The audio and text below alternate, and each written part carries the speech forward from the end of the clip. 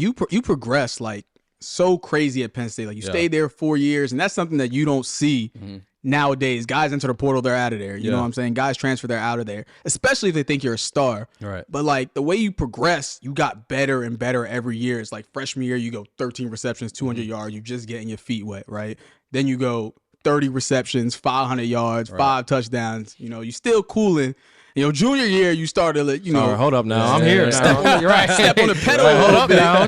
Step on the pedal. You had like, what, 50 receptions? Yeah, and then like that. 800 yards. Or no, 8 touchdowns and like 900 yards. Yeah. And then I think I just came short of 1,000. Yeah. And then your senior year, you know, as the focal point, you know, when the defensive coordinator come in and he say, stop this dude right here and we win the game. Even with that being said, you went 91 yards, you know, 1,200 or 91 receptions, 1,200 yards, 12 touchdowns, and you still had a rushing touchdown on top of it. You show you could tote that thing a little bit. Right. Like, what can you attribute that success to? Yeah, you know, early in my college career, I was able to learn from a lot of guys like KJ Hamler. Even I didn't go to school with him, but Deshaun Hamilton. You know, I watched a lot of him. Yeah, I know you played with him, Jarvis. Yeah, he was crazy. So I really watched those guys, and growing up, coming through the program, I was able to just learn. I was able to just learn and put that chip on my shoulder because at the beginning, you know, they wasn't really giving me my chance. Yeah. When I first came in, and I felt like, you know, I could have been out on the field, but it wasn't my time yet, honestly. Right. And I had to truly realize that. And I kept saying to myself, once it's my time, I'm gonna take over. Yeah, they gonna feel me. Yeah, they gonna feel me. They gonna have to. Like, I'm not gonna give them no other choice. And my junior year came, and it was crazy. That was the COVID year, and we weren't about to have a season. And I'm like, ain't no way. I was pushing for Coach Frank. I was talking to Coach Frank all the time. I'm like, yo, we gotta have this season. You gotta do everything possible because this is my first chance to be the number one. Hell yeah. The guy, So, like, I've been waiting for this moment all my life, basically, to be on this stage playing at a program like Penn State in front of all these eyes, and I'm the guy. You know what I'm saying? I've been waiting. This is what I've been working for ever since I got here. So when that moment came, man, I just took it by storm, and I never looked back.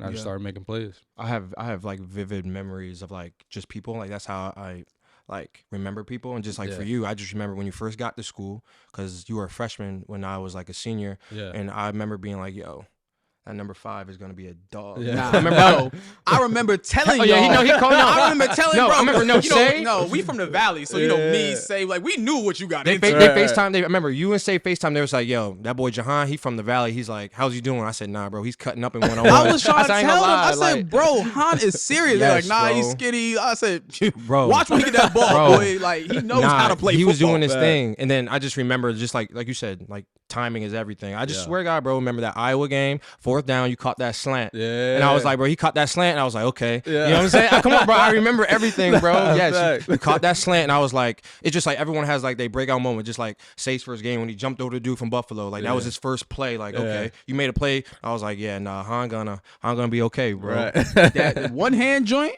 Yeah, the one hand was crazy. I mean, I was shocked, but like I wasn't shocked because I'm like, that's what he get into. Everybody was like, yo, Jahan. And at the time, the dude was, you know, supposed to be a first round lock or whatever. But I was like, Han's a first rounder. Like y'all keep playing with him. Like he's a first rounder. That was one of the craziest moments. And for you, how was that? That was like an out of body experience. Bro, that joint was crazy. It was crazy. And there was no fans. Yeah, there was no fans there, but it was crazy.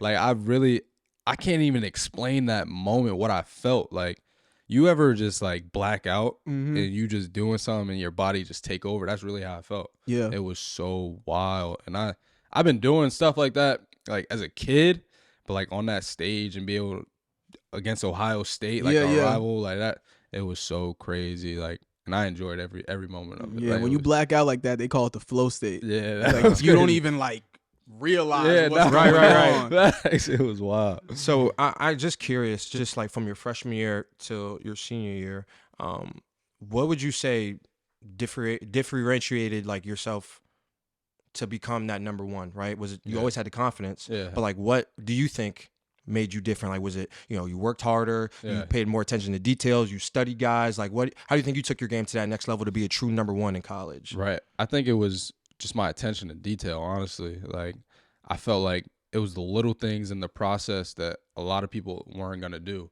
You know, like those summers when you by yourself after on hard workouts we had, like, go get on the jugs, go catch jugs. You know, like, this could pay off during the season. I felt like my senior year, I was leading the country and having the least amount of drops. Like, I felt like those jugs in the summer, they paid off.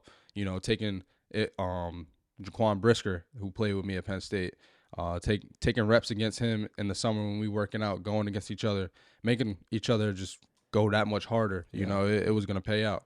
And I felt like all those little things that we were doing and that I was doing was just going to pay off, and a lot of other people weren't doing. Yeah, like that. Those little minute details are kind of like the difference between someone who's a really good player and someone who's a great player. Right. You know what I mean? And you learn that even more in the NFL. Yeah. Like I talk to guys all the time, and they're like, "Yo, that guy is great because he does X, Y, and Z." Exactly. Because everyone's great. Exactly. It's like the little things what that separate you. Yep. Yeah, Exactly. absolutely. So if you want to upgrade your health, try AG1 and get a free 1-year supply of vitamin D. That's free. If it's free, it's for me. Like, you can't go wrong with free.